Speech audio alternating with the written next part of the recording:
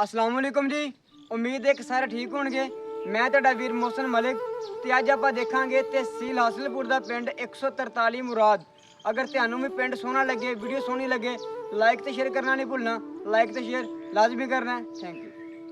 हाँ जी, तो अज असी पहुंचे हैं लहंदे पंजाब के पिंड 143 मुराद। 143 मुराद तहसील हासिलपुर ते जिला बहावलपुर का पिंड है। ये पिंड छोनावाले तो तकरीबन 12 किलोमीटर दूर है। इस पिंड चों साडी वीडियो कौन कौन देख रहा है वो सानू कमेंट लाजमी करे। तो हुण आपां अंदर जाके मुकम्मल पिंड देखते हैं।